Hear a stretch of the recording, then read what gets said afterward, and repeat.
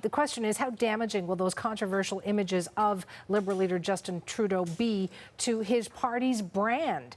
To answer that, our Chase team has reached out to Daniel Tisch. He is president and CEO of the Argyle Group. It's a national communications firm, and he's right here in studio. A lot of experience with reputation management, and here is that word again, reputation. You know, journalists talk about credibility. It's all we have is our credibility. Politicians have their reputation. How much of a hit is Justin Trudeau taking?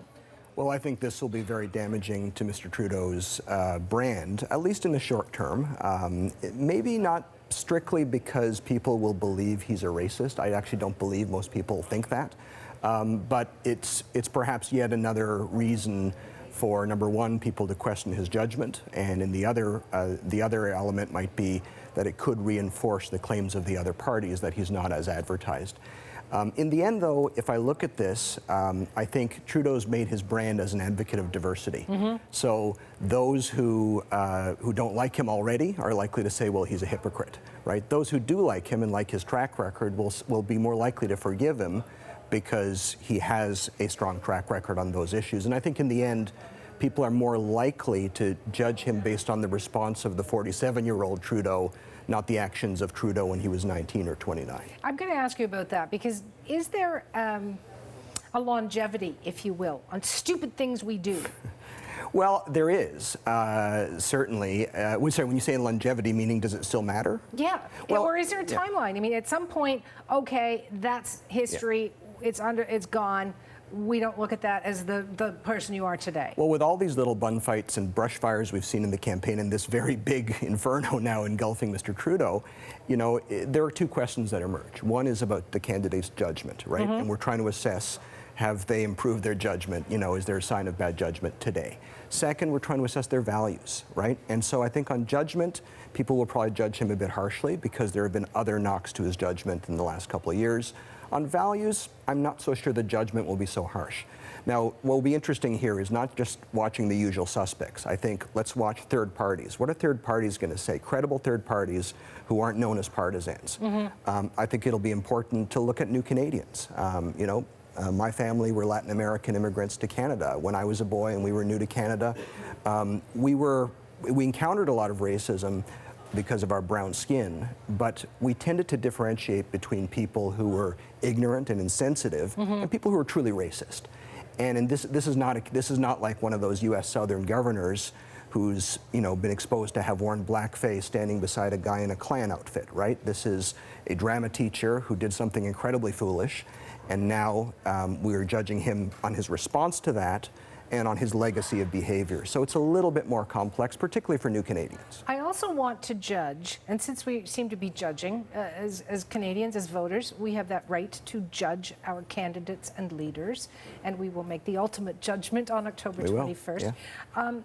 But can we judge the responses, the reactions of the other two main party leaders? So Jagmeet Singh says that the Prime Minister is mocking the lived realities of the immigrants or those who are of various colors across the country, and that it is very hurtful. We heard Andrew Scheer say that he is not fit to govern. Is this a racist act? Well, Canadians will have to decide. And again, he said he's not perfect, he's human as well, but he's done nothing that would rise to this level.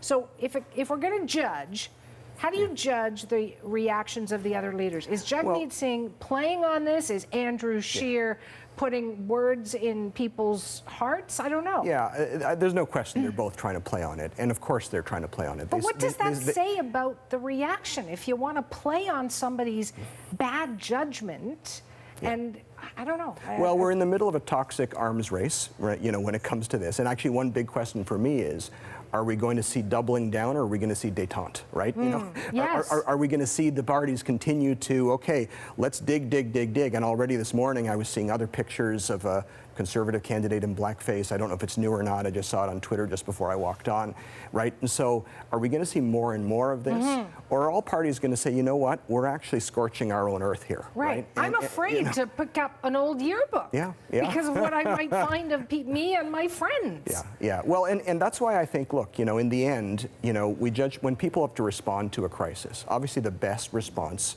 in any reputational crisis is proactive disclosure. Okay, you didn't disclose proactively. He obviously didn't. So then people look at, okay, were you genuine? Did you take responsibility? This is one of Mr. Scheer's tests. Did you take responsibility? Number two, did you show a really acute understanding of the impact of your behavior? And number three, what's your action? Not just now, but in the intervening years. And I think on that score, that may be his only silver lining, that there are very few people of any stripe in Canada who will really believe Justin Trudeau is a racist. They may question his judgment. Right. He's going to come out at 2:15 Eastern Time. We're going to carry that for you live, by the way, right here on CBC News Network. So we will hear from the Liberal leader at 2:15 Eastern. What is he going to have to say? Wow, that's a big question.